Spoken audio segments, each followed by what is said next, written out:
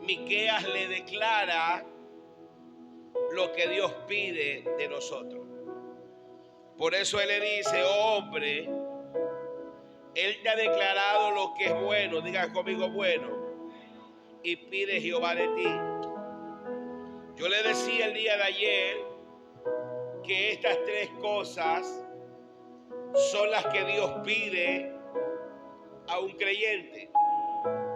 Y cuando usted posee estas tres cosas, usted está listo y usted está apto para agradar al Señor. ¿Y cuáles eran estas tres cosas? Hacer justicia, amar la misericordia y humillación. Cuando hablábamos de hacer justicia, ¿a qué se refería Patricia? Cuando hablamos de hacer justicia, ¿a qué se refería?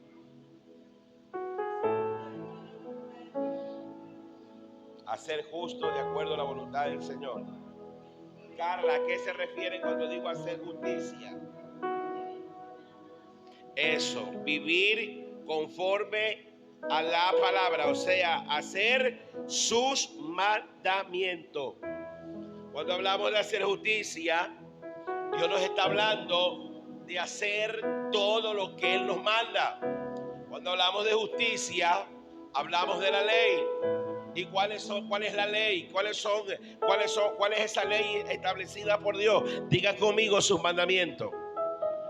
Entonces, cuando Miqueas le dice al pueblo de Israel: oh hombre, él te ha declarado lo que es bueno y pide Jehová de ti solamente hacer justicia. O sea, sus mandamientos, su ley, su justicia, lo que Él nos pide. Amén. ¿Qué más dice? Que Dios nos pide, aparte de hacer justicia, nos pide amar la misericordia. ¿A qué se refería eso, Marily? Aquí yo mido si usted está atento a la enseñanza o no.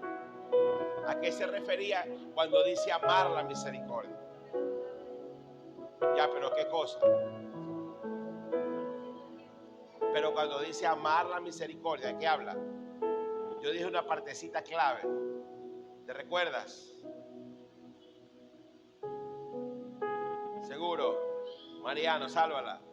Cuando dije amar la misericordia.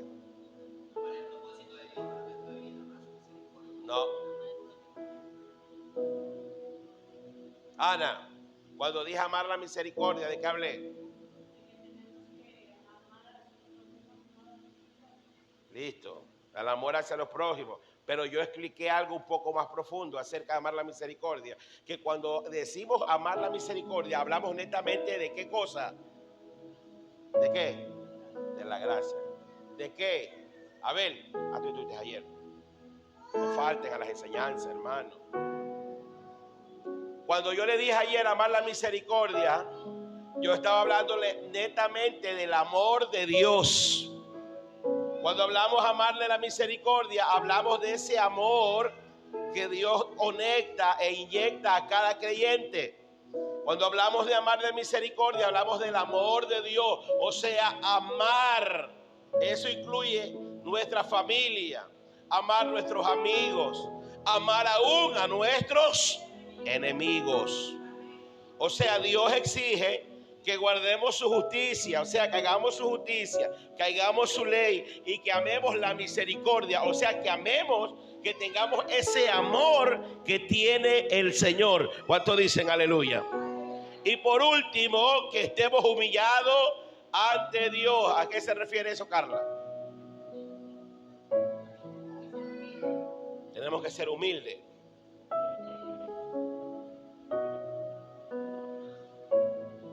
Santiago, cuando habla de humillarse ante Dios, ¿de qué? ¿A qué se refiere?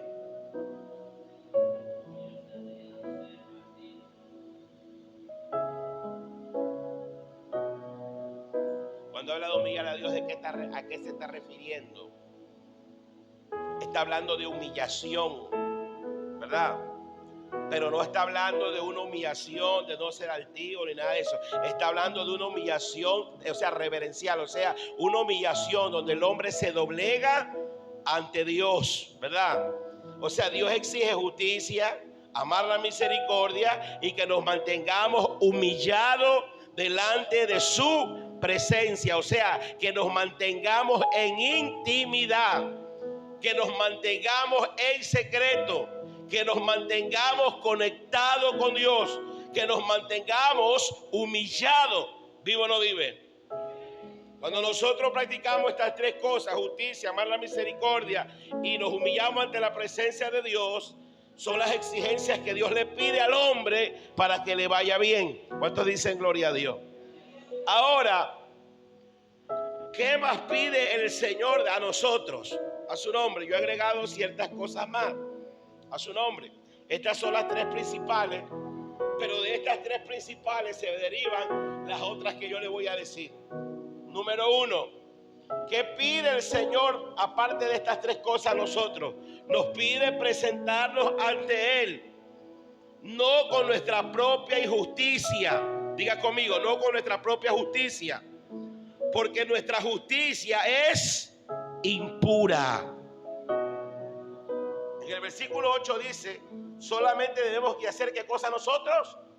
Su justicia. Ahora, cuando usted se va a presentar delante del Señor, Dios nos pide que nos presentemos no con nuestra propia justicia. ¿Y qué es nuestra propia justicia? Diga conmigo, con nuestras propias obras, ¿verdad? Con nuestras propias actitudes. O sea, yo soy cristiano a mi manera. No, aquí usted no es cristiano a su manera. Usted es cristiano a la manera del Señor. ¿Cuánto dice gloria a Dios? A su nombre. Dios nos pide que nos presentemos no con nuestra propia justicia, sino con la justicia de Dios. O sea, guardando su ley. Hay cristianos que quieren vivir a su manera. Cristianos que quieren ser cristianos a su modo, cristianos a su forma. Por eso usted ve que hay creyentes que dicen, bueno, yo no necesito congregar porque yo no soy malo, yo soy buena persona. No, yo al parecer yo me considero un hombre bueno. Aleluya. Yo no peco, yo no fornico, yo no adultero, yo no codicio, yo no miento, yo presento mis diezmos, yo soy obediente. Yo creo que soy una buena persona. ¿Cuántos dicen gloria a Dios? Pero bíblicamente la Biblia habla que nuestras buenas obras delante de la presencia del Señor son como trapos de inmundicia. Por eso es que nosotros no podemos jactarnos de nuestras buenas obras, no podemos jactarnos de nuestras propias justicias, sino que tenemos que hacer la justicia que Dios nos manda, sus mandamientos. ¿Cuántos dicen gloria a Dios? Abra Isaías 64:6. Isaías 64:6.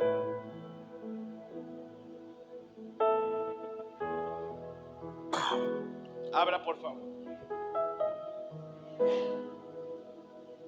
Isaías 64:6.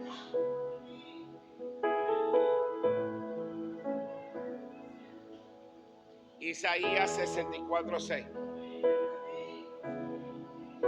Léalo, Patricia.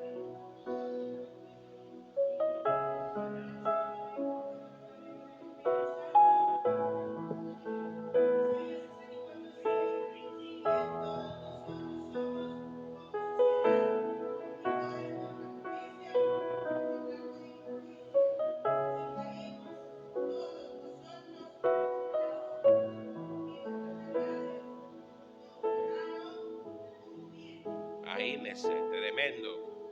Se lo vuelvo a leer. Si bien todos nosotros somos como ¿qué? Como suciedad, y todas nuestras justicias como trapo de inmundicia, y caemos todos nosotros como la hoja, y nuestras maldades nos llevaron como viento. ¿Se da cuenta?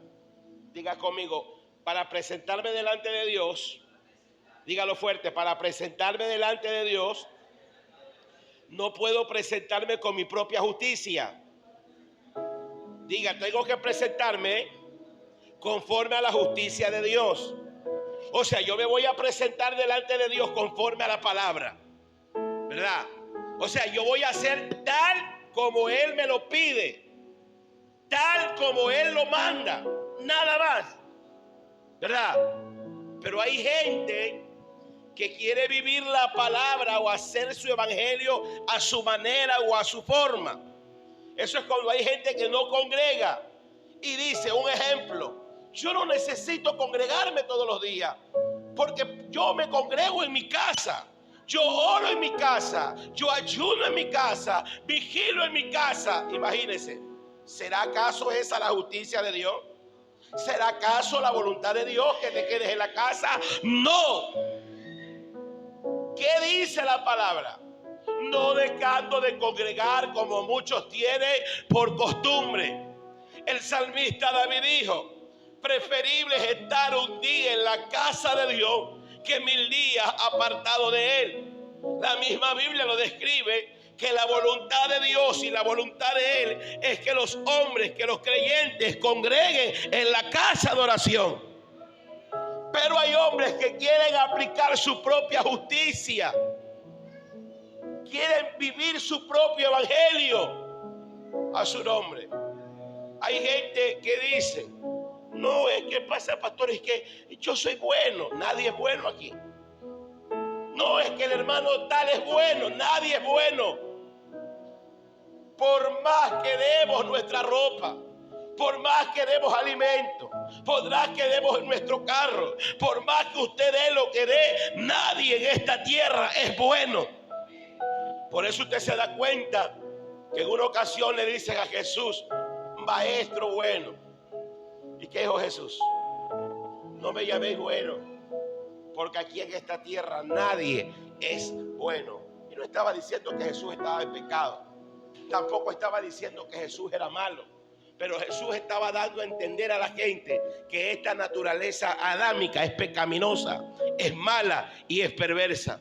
Porque usted se puede dar cuenta en esta etapa navideña donde los ricos son tocados el corazón y regalan juguetes, regalan canastas, etcétera, etcétera, etcétera. Usted se da cuenta que hacen buenas obras, pero aún su corazón es malo. A su nombre.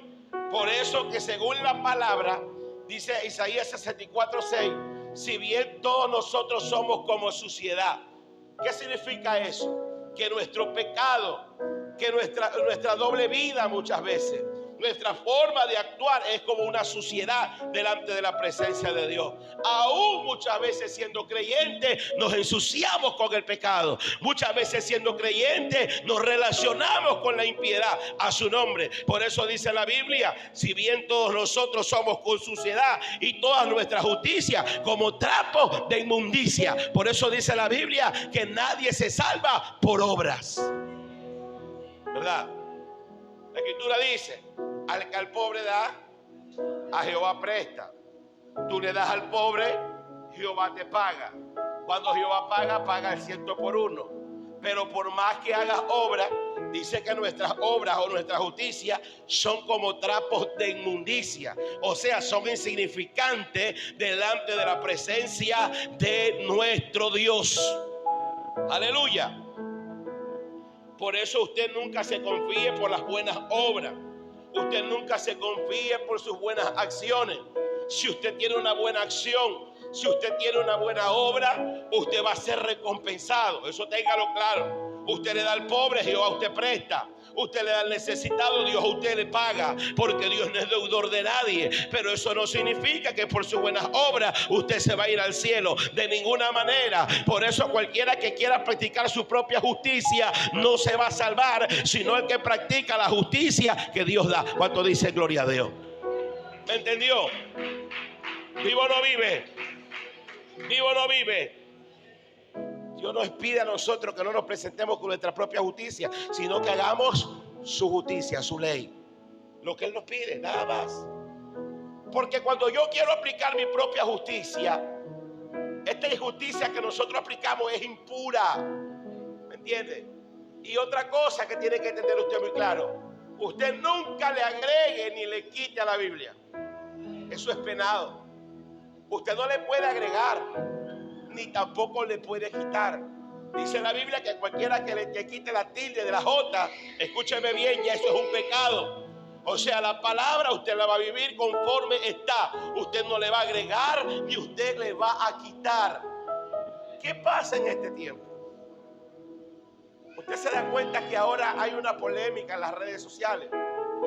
Por eso es que la iglesia del Señor tiene que saber en dónde se alimenta. No toda red social es buena, porque hay redes sociales que en vez de nutrirte el entendimiento, lo que van a hacer es corromperte el entendimiento. Por eso usted se da cuenta que ahora hay un debate acerca del adulterio. ¿Y qué forma? La Biblia dice que usted puede dar carta de divorcio cuando hay fornicación de por medio. Pero ahora los teólogos, ahora la nueva doctrina de este tiempo, dice que usted puede darle carta de divorcio a su pareja si es sorprendido en adulterio. La Biblia no dice adulterio, la Biblia dice fornicación. Pero ¿qué están haciendo en este tiempo? La gente está viviendo su propia justicia. Predicadores que estaban en contra del recasamiento, estaban en contra de estas cosas. Pero ahora, como se ven inmersos en ese pecado, ahora cambian la doctrina, cambian la palabra a su conveniencia, y eso es pecado. ¿Por qué la Biblia dice, cuando hablamos respecto al adulterio, por causa de fornicación? ¿Por qué dice eso? ¿Qué significa? Que si una pareja se va a casar, ¿verdad? Y esa pareja dice, la novia, dice que es virgen. ¿Qué significa? Que nunca ha estado con un hombre, ¿sí o no? ¿Qué ocurre? Esa pareja viene y se casa, y el novio va afanado porque se ha llevado una doncella. Pero cuando llega al acto, se da cuenta que ya no es doncella, sino que ya ha recorrido varios kilómetros. ¿Qué dice la Biblia? Automáticamente usted no cumple el acto, sino que usted se levanta y queda la muchacha ahí y usted se divorcia. ¿Por qué? Porque ella ya ha sido infiel, ya mintió. Eso se llama causa de fornicación, no dice causa de adulterio. Pero ahora la nueva ola de predicadora dice que la versión Reina Valera 1960 es equívoca. Que la verdadera versión, que los verdaderos escritos dicen que por causa de adulterio usted puede divorciarse, y eso es antibíblico.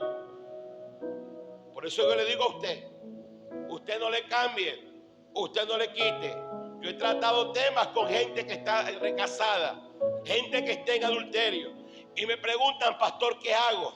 Pastor, ¿qué tengo que hacer? Lo que tienes que hacer es perseverar. Porque dice la Biblia que el que persevera hasta el fin, ese será salvo. La Biblia que dice que a los fornicarios y a los adúlteros Dios los va a juzgar personalmente. Más ahí no puedo decirle, porque eso dice la Biblia. ¿Cuánto dice gloria a Dios? Por eso que cuando Dios nos pide a nosotros que nos presentemos delante de Él. Dios no quiere que usted se presente con su propia y por su propia justicia.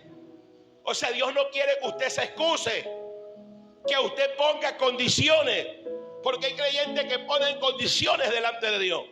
Señor, entiéndeme que yo recién estoy empezando. Dios no te va a entender que estás empezando. Lo que Dios va a entender es que eres carnal. Pero cuando baja la luz de la palabra, la Biblia dice, de modo que si alguno está en Cristo, nueva criatura es. O sea, usted no puede presentarse delante de Dios y usted va a decir, Señor, me tomé 3 cervecitas, me fumé 2 cigarrillos. Discúlpame que yo recién estoy empezando. Dios no puede entender, porque Dios no se lleva con el pecado ni con la inmundicia. Dios es correcto y Dios es claro. Amén. Por eso usted nunca se excuse delante de Dios. Usted nunca venga con pretextos delante de Dios. Usted puede venir con pretexto ante el pastor. Usted puede presentarse con pretexto ante su líder. Usted puede levantarle pretextos a su abuela, pero a Dios no, porque Dios usted lo conoce y Dios sabe que hay aquí. Dale fuerte el aplauso al Señor.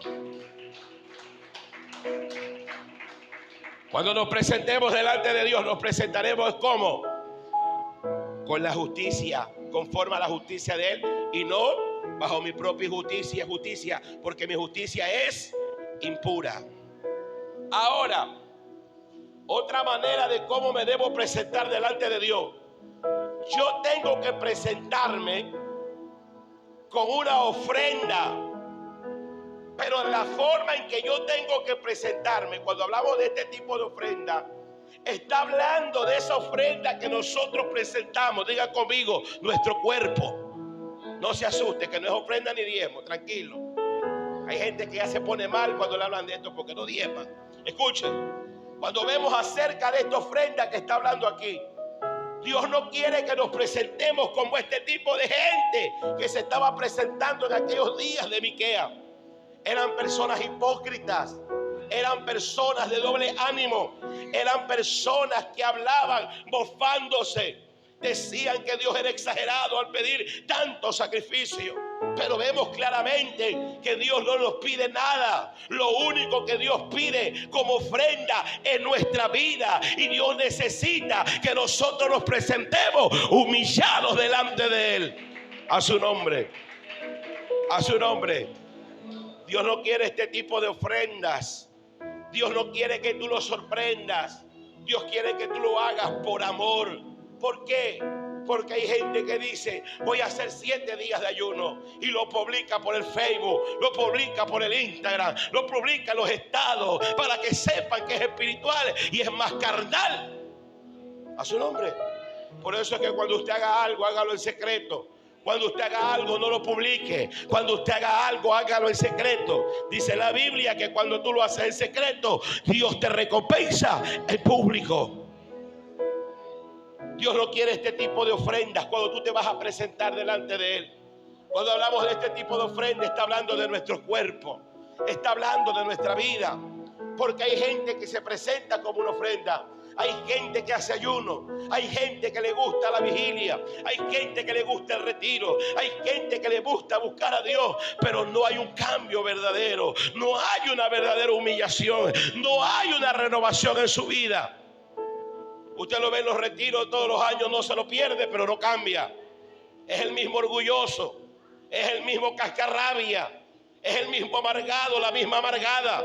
Si usted me dice que usted es una ofrenda, si usted dice que usted ha cambiado, escúchame bien, los frutos tienen que verse en su vida. Dale fuerte el aplauso al Señor. Dios no quiere este tipo de ofrenda. Muchos creyentes son como el pueblo de Israel en aquellos días de Miqueas. Hablan y dicen, es que Dios a veces es exagerado. Es que yo no lo decía, el pastor es exagerado. Tanto ayuno, tanta vigilia, tanta oración, tanta cosa. Es que cuando tú estás en la carne no puedes apreciar lo del espíritu. Cuando usted está en la carne, a usted le fastidia las cosas espirituales. Cuando usted está en la carne, usted no entiende que usted es una ofrenda. Pero cuando usted está en el espíritu, su espíritu le pide buscar a Dios. Su espíritu le pide someterse. Aleluya.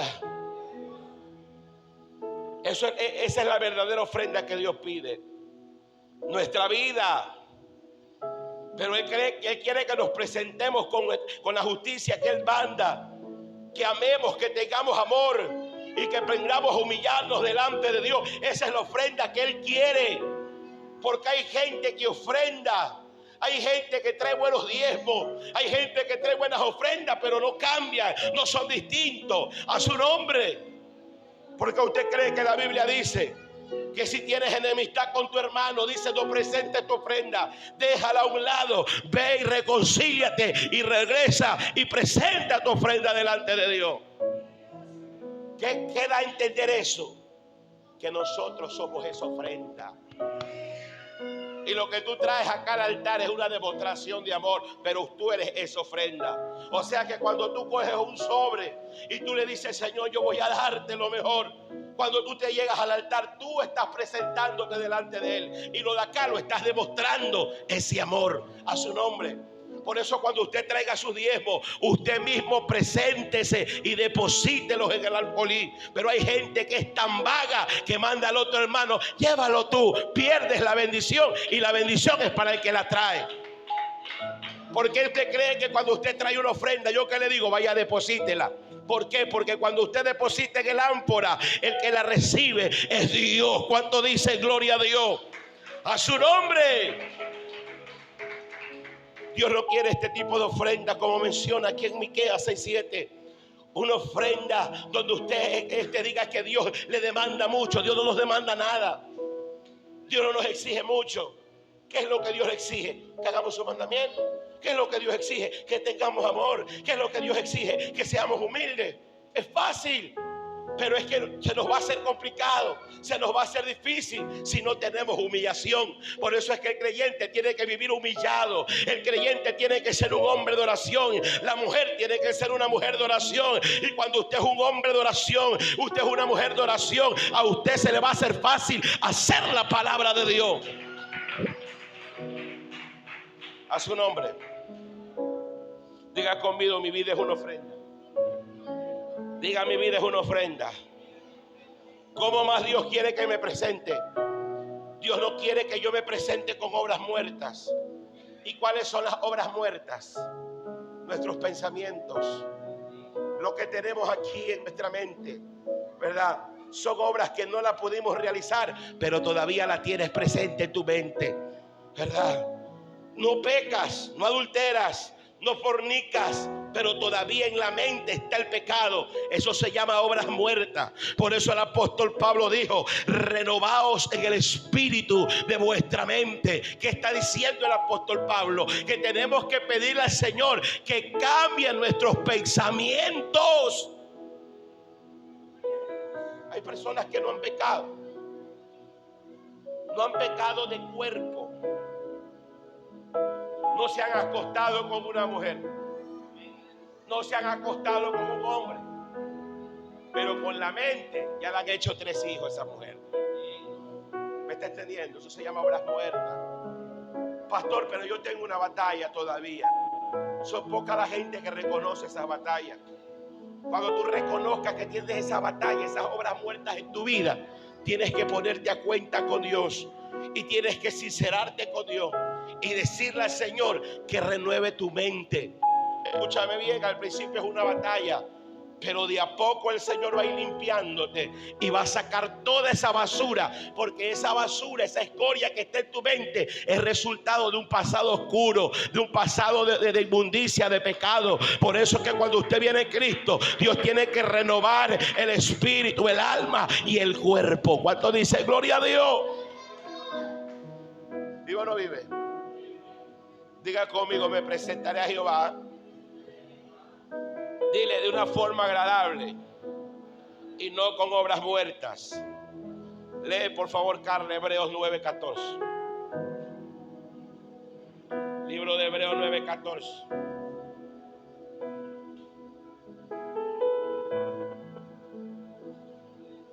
Vamos.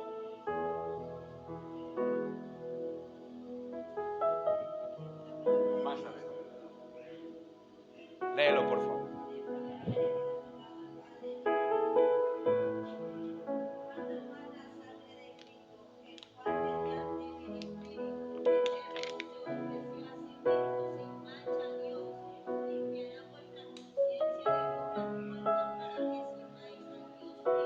Lo digo yo, lo dice el Señor. Se lo leo. Cuanto más la sangre de Cristo, el cual mediante el Espíritu eterno se ofreció a sí mismo sin mancha a Dios, limpiará, ¿qué cosa? Vuestra conciencia. Cuando habla de conciencia, ¿de qué está hablando? De vuestra mente, de obras muertas, para que sirváis al Dios vivo. O sea, hay creyentes que ya no pecan, pero todavía el pecado está aquí en la mente. Hay cristianos que ya no toman, pero la bebida todavía la tienen en la mente. Cada vez que viene el calor se acuerda de esas heladitas que se tomaba, ¿verdad? A su nombre. Aquí no hay, gloria a Dios que no hay, gloria a Dios. Son obras muertas. Creyentes que ya no escuchan música rocola, ya no escuchan vallenato, ya no escuchan salsa, merengue, balada. Pero ya no la escuchan. Pero hay cristianos, aquí no hay, yo creo que aquí no hay, pero hay cristianos que cuando van en el colectivo, todavía esa música le trae viejos recuerdos. Todo eso se llama obras muertas. Por eso es que cuando alguien a mí me dice, pastor, es que un día yo estaba con un hermano y me dijo, pastor, es que yo no puedo exponerme a la música mundana. ¿Por qué? Le digo, porque cada vez que yo me expongo a la música impía, yo siento, me recuerdo toda mi vida pasada, me acuerdo que yo era tremendo. A su nombre. Yo le digo, eso significa que todavía tú no has muerto al viejo hombre, todavía tu viejo hombre está vivo, porque el que está muerto no siente. ¿Cuántos dicen gloria a Dios? Por eso usted ve que hay cristianos que todavía exteriormente quieren demostrar que han muerto al viejo hombre. Usan la falda larga, usan, hermano, las blusas hasta acá, los pantalones así mismo largos. Se guardan una santidad externa, pero todavía interno hay una batalla. Internamente tienen guardado en el teléfono todavía baladas, tienen músicas mundanas en los teléfonos. A su nombre. Se cuidan de la gente, se cuidan del pastor, pero en la casa todavía escuchan rocoleras, todavía escuchan merengue, todavía escuchan baladas. A su nombre. Eso se llama obra muerta. De modo que si alguno está en Cristo, nueva criatura es. Ya Cristo te lavó, ya Cristo te limpió, ya Cristo te transformó. Tú eres una nueva criatura. Por eso el Señor limpió nuestras conciencias. ¿Cómo era nuestra conciencia antes, Mariano? Sucia, ¿sí o no? Mala. Es que es verdad. Nuestra conciencia era sucia. ¿Cómo era nuestra conciencia? Mala. Planificábamos el mal. ¿Verdad? Era tremendo, éramos perversos. ¿Verdad? Bendito Dios. Nuestra conciencia era sucia.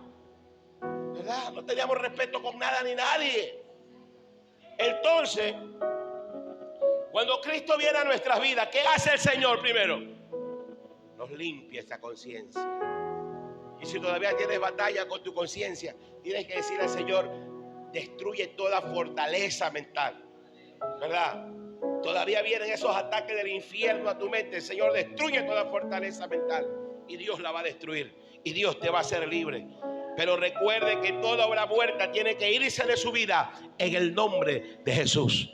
Porque si usted, escúcheme, si usted no hace nada con esas obras muertas, esas obras van a revivir. ¿Me está escuchando?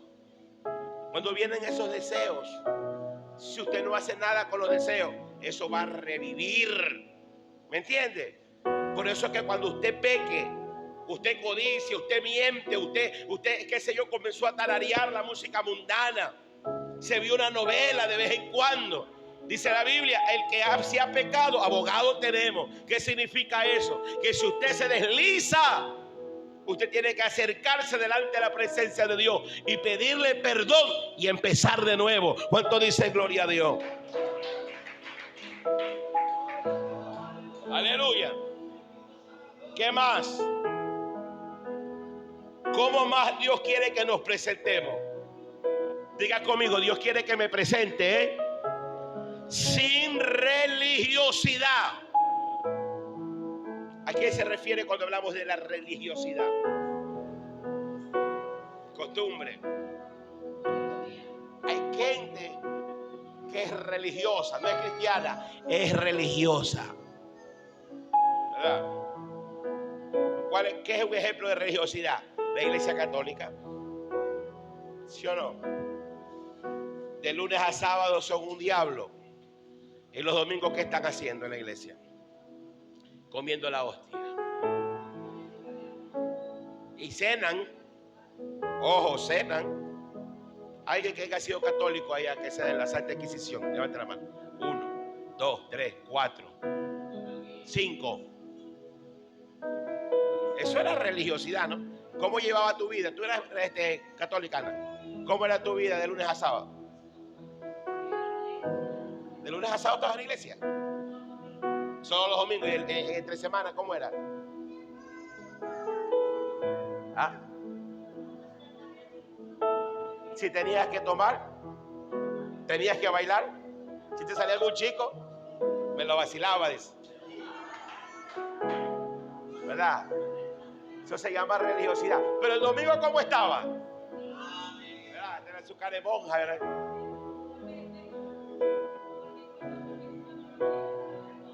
Amén. Y lo ve haciendo la fila para la hostia, ¿verdad? Eso se llama religiosidad. Y dentro de la iglesia del Señor también hay gente religiosa.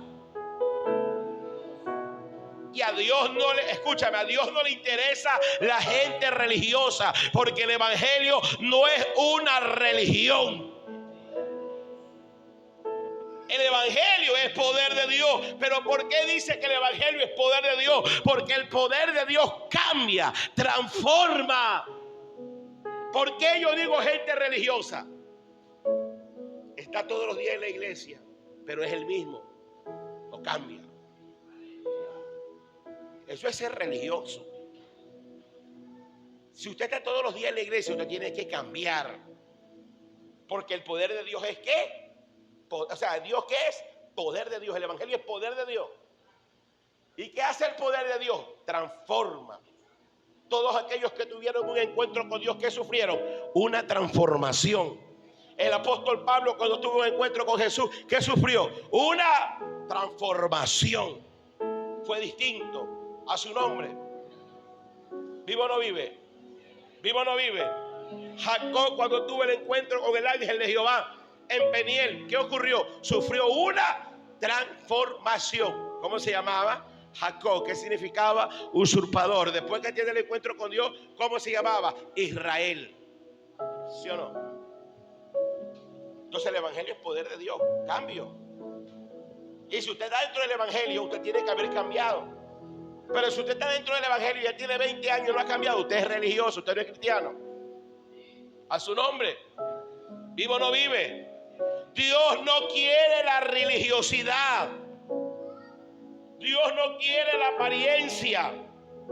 ¿Qué es lo que Dios quiere? Que usted sea un cristiano auténtico y que usted dependa del Señor Jesucristo siempre. A su nombre. Porque el que es religioso, escuche bien, todavía practica cosas del mundo. El que es religioso viene a la iglesia, escuche, y cuando se le enferma el hijo, le pasa el huevo. ¿Quién le ha pasado el huevo a su hijo siendo cristiano? Aquí hay 3 personas que lo han hecho. Hay uno no le pasa huevo, le pasan hoja. Es la misma cochinada. Pasan limón, le pasan albahaca. Otros le echan puro. ¿Sí veo? Bruja, un poco de bruja que hay aquí. La ruda. Una hermana me dice, pastor, es que yo hice agüita de ruda. Yo le iba a ungir el negocio a ella. Y cuando yo llego, eso olía al infierno. No, es que pastor, es que yo le eché agüita de ruda para que se vaya a lavar la vibra. Le digo, tú eres religiosa. Porque cuando tú ya le sirves al Señor, todos esos ritos satánicos son anulados. Porque sabemos que el único mediador entre Dios y los hombres es Jesucristo. ¿Cuánto dice gloria a Dios? Aquí ya no necesito la agüita de ruda. Aquí ya no necesito el sígueme, sígueme. Aquí yo necesito el jabón de la buena suerte. Aquí yo no necesito el elefantito de la buena suerte. Aquí lo que usted necesita es a Cristo para que le vaya bien. Cristianos religiosos sirven a Dios, ya tienen muchos años y medio tienen una enfermedad, pasan el huevo que es ojo. Hace tiempo tuve una experiencia así con alguien cercano, no puedo darle el nombre. Cuando la bebé tendría unos 3 mesecitos, mi hija, la bebé se había puesto pujona. Usted sabe qué es eso, que preparan empujones, ¿verdad? Y una persona cerca me dice, es que alguien con los ojos hechiceros la vio. pónmela en el piso. Una virgen que me le pase el cruz. Que el Señor reprenda al de mía. Viejo hechicero, que diablo. El diablo no tiene poder ni autoridad con nosotros. ¿Me está escuchando? Cuando usted le sirve a Dios, ninguna brujería, ninguna hechicería, ni ninguna inmundicia a usted le llega, porque usted está cubierto con la sangre de Cristo. El brujo tiene que retirarse de la brujería porque no va a poder cuando usted está cubierto con la sangre del pacto. A su nombre. Ya me le quería pasar el huevo a mi hija. Que no me le pasen esa cochinada. Porque yo le sirvo a un Dios vivo. Y yo sé que Dios es mi sanador. A su nombre. ¿Vive o no vive? Era que la niña tenía gases. Le compramos un aerón y se le acabó el problema. Pero ya le querían pasar un huevo. Le querían hacer pasar en cruz una virgen. Oiga, déjese de cochinada. Hermano, aprenda a dejar la religiosidad y viva como un verdadero cristiano. A su nombre. La religiosidad Dios la detesta. A su nombre. Cuando usted le sirve a Dios, toda religiosidad tiene que caer. Dios no se lleva con la religiosidad. Dios quiere que seamos auténticos. Porque el que intercede por nosotros, ¿cómo se llama? Usted se ha visto que hay gente que tiene, hay unos gatitos que tienen una mano que hace así. Usted saque eso. Si usted es cristiano, saque. ¿Cómo se llama eso? Los que están en discipulado. ¿Cómo se llama esa cosa? ¿Cómo? ¿Cómo se llama? ¿Cómo se llaman esos animales? Fetichismo. Voy a repetir a todos discipulados nuevamente. ¿Vivo o no vivo? Saque ese gato que está aquí. Saque esa basura. Cristianos que están comprando incienso. La sábila patas arriba. Eso es brujería. Jesucristo es el único mediador entre Dios y los hombres. Mi bendición no depende de una sábila virada. Mi bendición no depende de un gato endemoniado. Mi bendición viene de arriba. Entiéndalo. Eso se llama religión. ¿Ah? Sí. Cuando nacen los niños le ponen pulsera roja. Yo no le puse ninguna de esa basura a mis hermanos. Porque yo creo a quien yo le sirvo. ¿Verdad? Cuando tú le sirves a Dios, tú sabes que Él es el auténtico, Él es verdadero. Y ningún plan satánico viene contra ellos.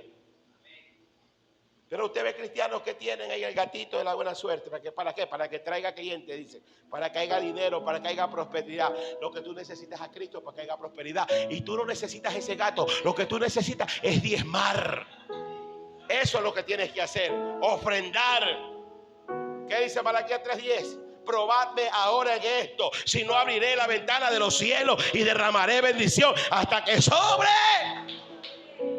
Cristianos religiosos. Usted lo ve con los billetes de $2 doblados dentro del teléfono. ¿Y para qué? Para la buena suerte. Aquí no existe la buena suerte. Aquí existe la bendición de Jehová.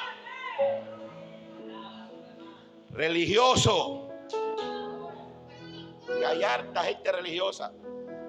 Vea. Vendedores. Yo sé que aquí hay vendedores. Cuando hacen la primera venta, ¿qué hacen?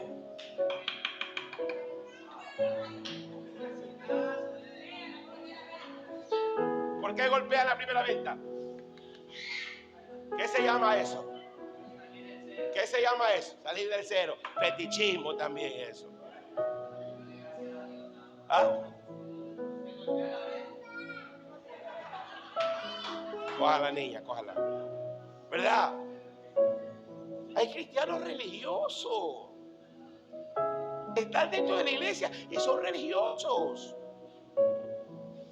Saben que el marido llega bravo a la casa. ¿Saben lo que hace? Ñañita, ponle la escoba patas arriba. Y ese hombre llega mansito. ¿Y qué hace? ¿Qué hace el hermano? El hermano o el hermano religioso. Porque hay mujeres que también son bravas. Y los hombres le tienen miedo. ¿Y qué hacen? Ponle la escoba patas arriba para que venga mansita. Y funciona. Sí funciona. Porque el diablo también tiene poder. Que el Señor lo reprenda. Y hay cristianos cayendo en la hechicería y en el ocultismo, sabiendo que Dios no se lleva con esa basura. Escúcheme bien, usted dice la Biblia que de una fuente no puede salir una agua amarga y una dulce. Cualquiera de las dos tiene que salir, porque si no, Jehová demandará sobre usted. ¿Me entiende? Diga conmigo, Dios no quiere religiosidad. Dios quiere que tú le sirvas auténticamente. Juan 14:6, vamos rápido que estoy terminando.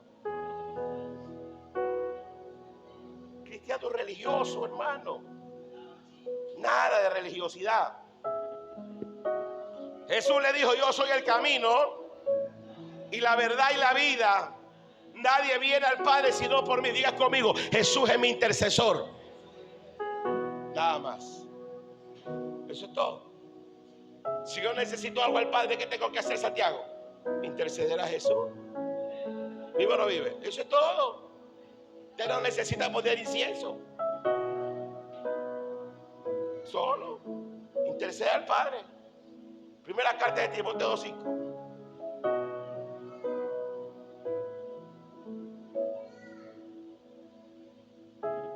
Porque hay un solo Dios y un solo mediador entre Dios y los hombres, Jesucristo. Diga conmigo, fuera la religiosidad. Vamos, diga, fuera la religiosidad. Y por último, ¿cómo más Dios quiere que nos presentemos?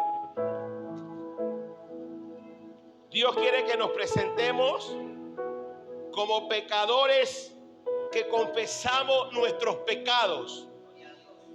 Hey, Dios no quiere que tú te creas santurrón. ¿Sabes lo que Dios quiere? Que tú reconozcas que eres un pecador, ¿verdad? Dios quiere que tú reconozcas que estás mal. Dios quiere que tú reconozcas que pecas de obra, de palabra, de pensamiento. Lo que Dios quiere es que tú reconozcas y que confieses tu pecado. Y Dios se agrada de eso. Cuando usted reconoce que es un pecador y confiesa su pecado, Dios se agrada de usted. Lucas 18:13. Vamos rapidito.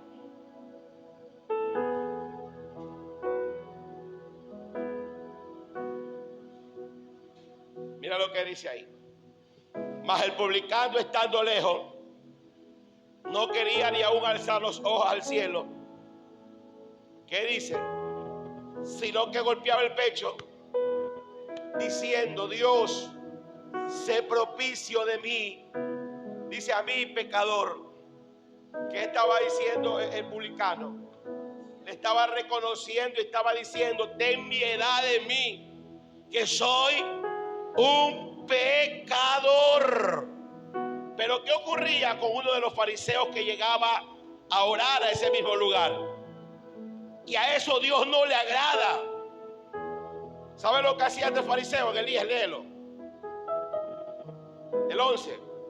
Dice: el fariseo, puesto en pie, oraba consigo mismo de esta manera. Escucha: Dios, te doy gracias, porque no soy como los otros hombres, ladrón, injusto, adúltero, ni aún como este publicano. Escucha, 12. Ayuno 2 veces a la semana, doy mis diezmos de todo lo que gano. Escuche, si ve ese tipo de oración que levantaba este hombre, ¿usted cree que ese tipo de oración a Dios le agrada? No, porque este fariseo lo que estaba declarando era pura apariencia. ¿Vive o no vive? Dios no recibió la oración del fariseo. ¿Sabe cuál oración Dios la vio con agrado? La oración del publicano, que reconoció que era un pecador. ¿Cuánto dicen aleluya? Porque por más que diezme, por más que trates de cuidarte, por más que hagas lo que hagas, nuestras buenas obras son como trapo de inmundicia. Porque puede que diezme, puede que ores, puede lo que tú hagas, pero ¿qué ocurre? Que a veces con un pensamiento pecamos. Por eso siempre usted confiese que usted es un pecador y usted confiese su pecado, arrepiéntase y empiece de nuevo. A su nombre. Y por último, ¿cómo más Dios quiere que nos presentemos? Diga conmigo: confiando únicamente que Él es mi salvación. Dios quiere que usted se presente delante de Él y que usted confíe automáticamente y totalmente en Él. Dios se agrada cuando usted se presenta delante de Él y usted dice: yo confío en ti.